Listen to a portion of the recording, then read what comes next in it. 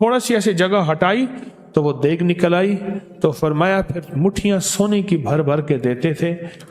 مجھے ایک صاحب کہنے لگے کوئی ایسا عمل بتائیں، کوئی ایسا عمل بتائیں کہ میں چاہتا ہوں میری 7 نسلوں میں رزق ختم نہ ہو، جو مہنگائی اور حالات اور پریشانیاں میں دیکھ رہا ہوں، کوئی ہے؟ 70 اولیاء نے فرمایا کہ جو بندہ یہ وظیفہ پڑھے گا اللہ کا عرش ہل جاتا ہے، لا علاج بیماریاں ہوں، دکھ ہوں، غم ہوں، قرضے ہوں، مصیبتیں ہوں، ناکامیاں ہوں اور پریشانیاں ہوں اور ایسے حالات کہ جو انسان کہے کہ بس سب تو موت ہی ہے، اس کے علاوہ کوئی راستہ نہیں، کوئی ایسی پریشانی ہو، اللہ کا نظام ہے کہ اس پہ وہ ملتا ہے جو انسان گمان نہیں کر سکتا، سوچ نہیں سکتا۔ یہ فیصل آباد کے ساتھ ماموں کانجن میں ایک درویش ہوتے تھے، صوفی عبداللہ صاحب رحمۃ اللہ علیہ، بڑے اللہ والے تھے، درویش تھے، اللہ سے مانگتے تھے، اللہ دے دیتا تھا۔ تو مجھے ان کے ایک شاگرد نے بتایا، اردو بازار لاہور میں ہوتے تھے، کہنے لگے کہ میں ایک دفعہ گیا تو مجھ سے فرمانے لگے کہ میرے سارے کے سارے طالب علم استاد جمع ہو کے آ گئے کہ ہمارے جو ہے وہ ہمارے راشن نہیں، کھانا پینا کچھ نہیں، تنخواہیں نہیں ملی، سب چیز ختم ہو چکی ہے، تو اب ہمیں اجازت دے دیں، آپ کے پاس تو ہے نہیں۔ اچھا فرمایا مجھے چند دن دے دو، جتنے اور دن صبر کر لیا، چند دن مجھے دے دو۔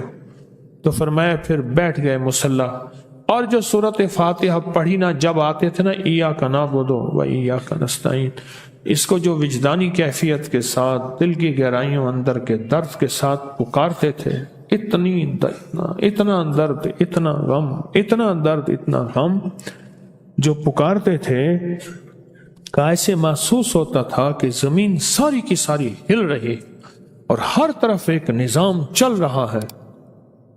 اور جب پھر اس صورت کو پورا کرتے تھے، پھر سورۃ فاتحہ پڑھتے تھے، اور جب پہنچتے تھے ایاک نعبد و ایاک نستعین، پھر ایسے ہی جو ہے اس کو دہراتے تھے۔ پر بات یہ ہے وہ دعا پڑھتے نہیں تھے، مانگتے تھے۔ ایک ہے دعاؤں کا پڑھنا، ایک ہے دعاؤں کا مانگنا۔ وہ دعا پڑھتے نہیں تھے، مانگتے تھے، اور اللہ مانگنے والے کو دیتا بھی ہے، اللہ مانگنے والے کو عطا بھی کرتا ہے، اور اللہ کی رحمت مانگنے والے کے ساتھ سدا رہتی ہے، ہمیشہ رہتی۔ وہ دعا پڑھتے نہیں تھے، مانگتے تھے۔ بس کہا کہ ایسے مانگے، ایسا مانگا، ایسا مانگا کہ اللہ پاک کو ترس آیا۔ چند ہی دنوں میں فرمایا اللہ نے دکھایا کہ یہ دیگ ہے، سونے کی بھری ہوئی ہے، اور میں نے آپ کے حوالے کر دی۔ اور تھوڑا سی ایسی جگہ ہٹائی تو وہ دیگ نکل آئی، تو فرمایا پھر مٹھیاں سونے کی بھر بھر کے دیتے تھے، اور کہتے تھے اس کو حسب ضرورت خرچ کرنا، خیال کرنا، کہیں فضول خرچی نہ کرنا، اسراف نہ کرنا، اللہ کے خزانے ہیں اور برکت والے ہیں، کہ اللہ ناراض ہو کے چھین نہ لے، کہ اللہ ناراض ہو کے چھین نہ لے۔ مجھے ایک صاحب کہنے لگے کوئی ایسا عمل بتائیں، کوئی ایسا عمل بتائیں کہ میں چاہتا ہوں میری 7 نسلوں میں رزق ختم نہ ہو، جو مہنگائی اور حالات اور پریشانیاں میں دیکھ رہا ہوں، کوئی ہے عمل؟ میں کہا بالکل ہے۔ میں نے کہا روزانہ 40 منٹ بیٹھ، 40 منٹ صبح دوپہر شام، جو تیری تنہائی کا وقت ہو، کہ یا اللہ دنیا میں ایسی جگہ کوئی کہیں ہوتی، اکیلے بیٹھے رہتے یاد تیری دل نشیں ہوتی، اکیلے بیٹھے رہتے یاد تیری دل نشیں ہوتی۔ 40 منٹ کوئی ایسا بیٹھ 40 منٹ اس انداز سے مصلی پہ، کہیں بستر میں، کہیں ایسی جگہ جہاں سوئے نہیں، اور بس صرف ایک بار سورۃ فاتحہ پڑھ، اور اس کے بعد ایاک نعبد و ایاک نستعین کو دوہرا۔ جاگ رہے ہیں؟ دیکھتے رہیں، مجھے دیکھتے رہیں، میں آپ کو دیکھتا رہوں۔ آپ اللہ کے اور اس کے حبیب کے مہمان ہیں، آپ کو دیکھنا بھی ثواب ہے، آپ کو دیکھنا بھی ثواب۔ تو میں نے اسے عرض کیا کہ بس اس کو وجدان سے پڑھو، ایسے پڑھ کے رونگٹے کھڑے ہو جائیں، آنسو بہنے لگ جائیں، دل کے اندر کا درد اور دل کا اندر کا غم اور اللہ کے سامنے حاضری، استحضار، اور یہ کیفیتیں تیری ہوں کہ بس اس کے علاوہ کوئی مجھے یاد نہ رہے۔ اس درس سے پڑھو صرف 40 منٹ۔ 40 کی عدد کے ساتھ کائنات کے رازوں کا بڑا تعلق ہے۔ 40 کا جو عدد ہوتا ہے، بس 40 کے عدد کے ساتھ پڑھ، اور بہت توجہ سے پڑھ، اور بہت دھیان سے پڑھ، بہت توجہ سے روز پڑھ۔ مجھ سے کہنے لگا کتنے دن پڑھوں؟ تو میں نے اس سے کہا مجھ سے یہ دن نہ پوچھ، تیرا دل خود بولے گا کہ فیصلے ہو گئے ہیں، بس ختم، دل خود بولے گا۔ یہ بتائیں کہ پیٹ بھرتے ہوئے کوئی گھنٹی بجتی ہے، یہ دل خود بولتا ہے کہ پیٹ بھر گیا۔ پیاس میں بھی کوئی کہتا تو نہیں ہے کہ آپ کی پیاس بجھ گئی ہے، وہ دل خود بولتا ہے کہ بس اب پانی کی ضرورت نہیں ہے۔ نیند سے دل بھر جائے تو بس دل لے بس اب سو لیا، وہ اٹھیں۔ اسی طرح دل خود بولے، دل خود بولے، کیا بولے؟ دل خود بولے، اور دل اندر بولے، دل اندر بولے۔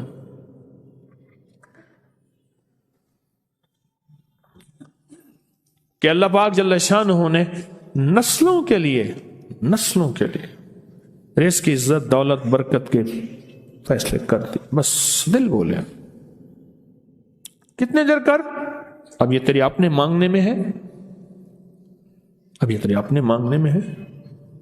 مانگنے میں کمی ہے تو دل نہیں بولے گا، اگر مانگے گا تو پتہ نہیں دنوں میں یا ہفتوں میں، جتنے میں دنوں میں فیصلہ ہو جائے گا، فیصلہ ہو جائے گا۔ اور میں نے اس سے کہا کہ یہ میرے پردادا کے پردادا کا عمل ہے،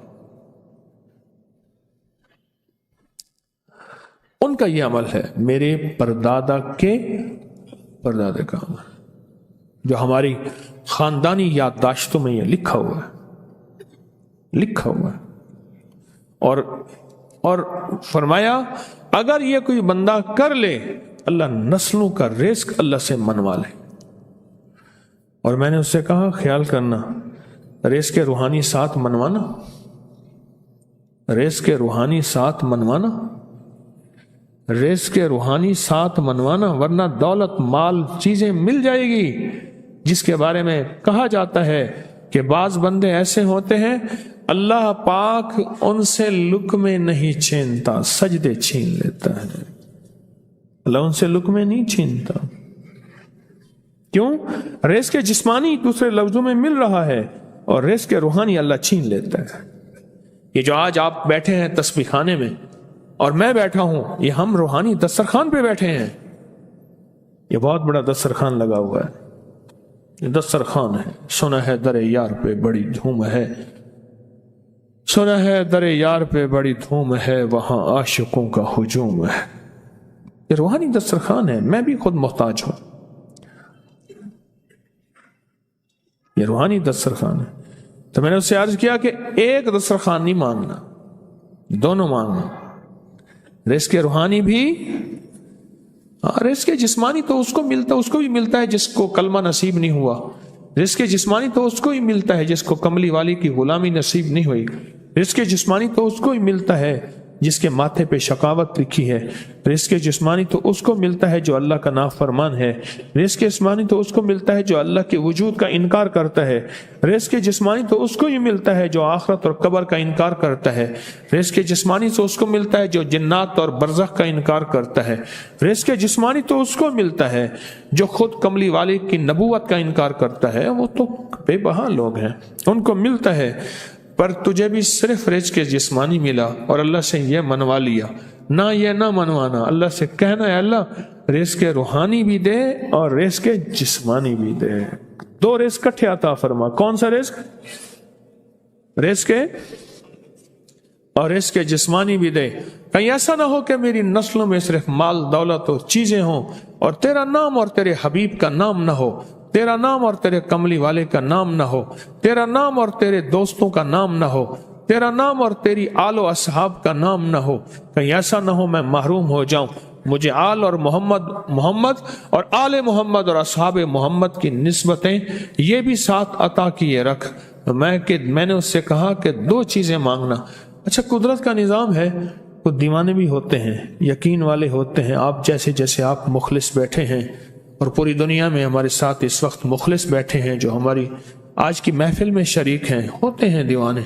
اس نے یقین سے پڑھنا شروع کر دیا، مجھ سے کہنے لگا ایک وقت ایک جگہ ہو، بہت بہتر۔ میں نے اس سے کہا، میں نے کہا پھر بھی اگر ایک وقت ایک جگہ میسر نہ بھی ہو تو اگر عمل کسی وقت چوک جائے، عمل کی جگہ چوک جائے، عمل کا وقت چوک جائے، مجبوری میں نہ ہو تو بہتر ہے، پر توجہ نہ چوکے، دھیان نہ جائے، استحضار نہ جائے، یقین نہ جائے، اور سچا یقین ہو، سچا یقین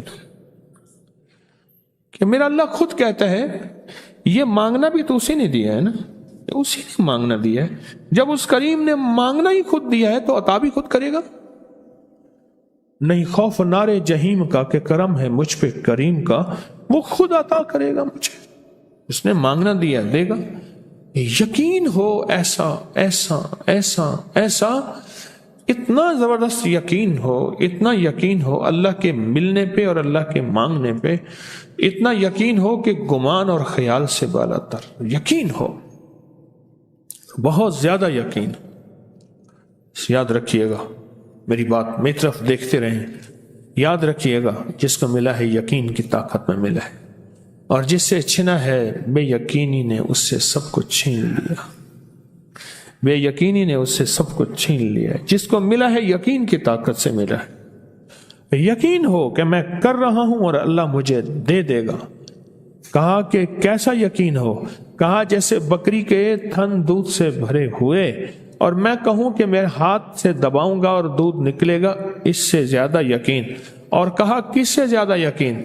کہا کہ ایک بڑا نوٹ ہو اور بڑا نوٹ کے اندر جو ہے ایک آنے کی چیز آنی ہے، تو میں کہوں گا اس سے تو اس کی نوٹ کے اندر تو ہزاروں آنے ہیں، اور میں ایک آنے کی چیز، ایک ٹکے کی چیز لوں گا اور میرا کام بن جائے گا۔ اس سے زیادہ یقین ہو، اور اس سے کہیں زیادہ یقین ہو کہ سخت پیاس ہے اور میں پانی کو دیکھوں، اور پانی کو دیکھتے ہی مجھے یقین ہو کہ اس سخت پیاس میں میرا پیاس بجھ جائے گی، پیٹ بھر جائے گا۔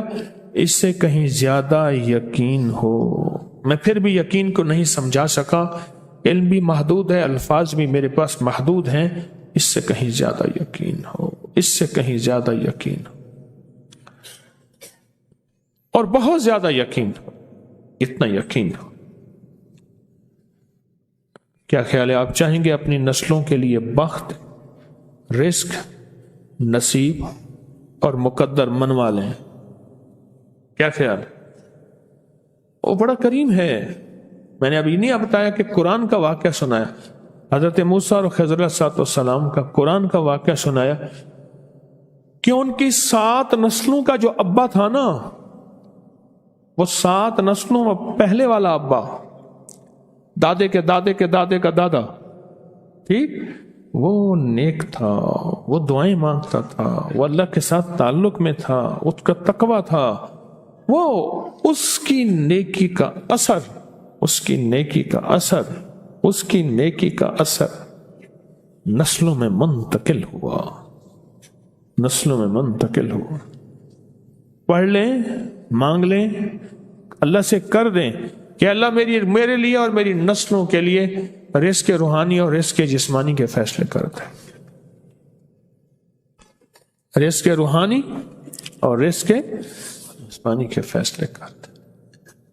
شاہ عبد الرحیم تھے شاہ ولی اللہ رحمۃ اللہ علیہ کے والد محترم، انہوں نے شاہ ولی اللہ سے کہا بیٹا میں تجھے روحانی مشقیں کرا رہا ہوں، ایک مشق ایک بھی کر لے، اپنے لیے اور اپنی نسلوں کے لیے اللہ سے رزق منوا لے۔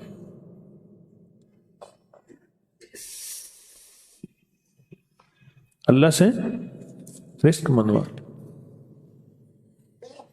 اللہ سے رزق منوا لے۔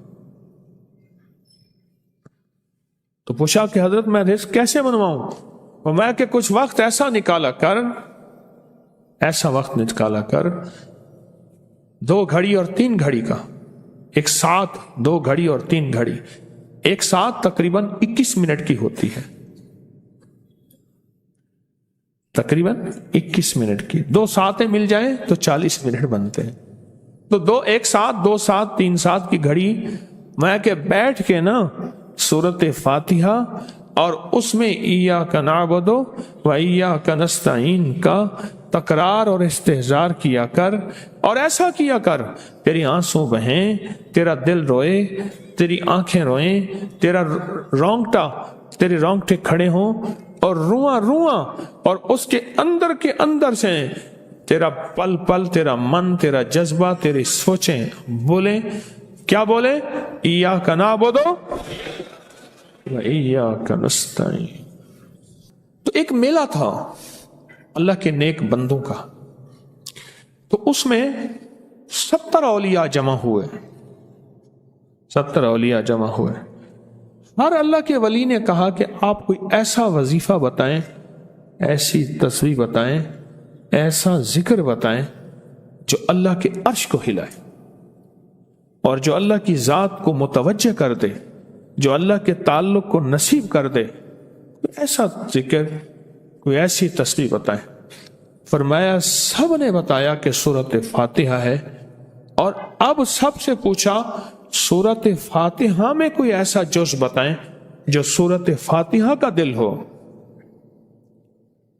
سورت یاسین قرآن کا دل، لیکن سورت یاسین کا دل سلام قولا من رب الرحیم۔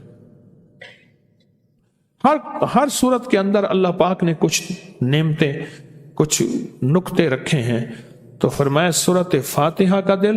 تو میلے میں جتنے بھی اولیاء 70 بیٹھے تھے، سب نے کہا کہ اگر سورت فاتحہ کا دل پانا ہے تو وہ صرف کیا ہے؟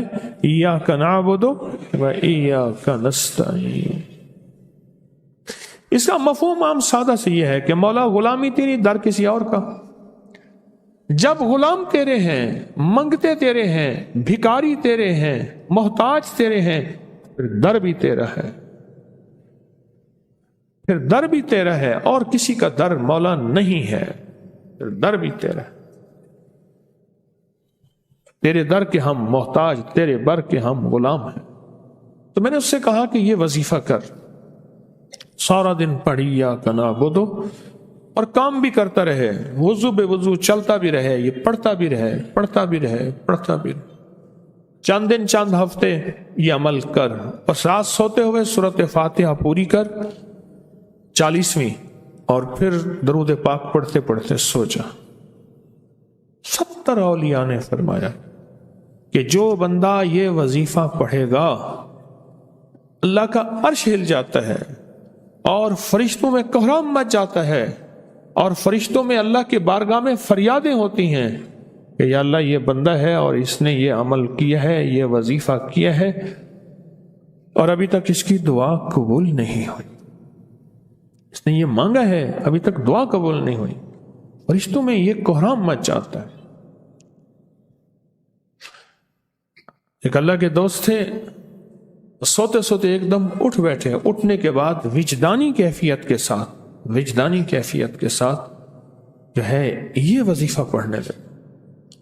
تو کسی نے پوچھا کہ حضرت کیا ہوا؟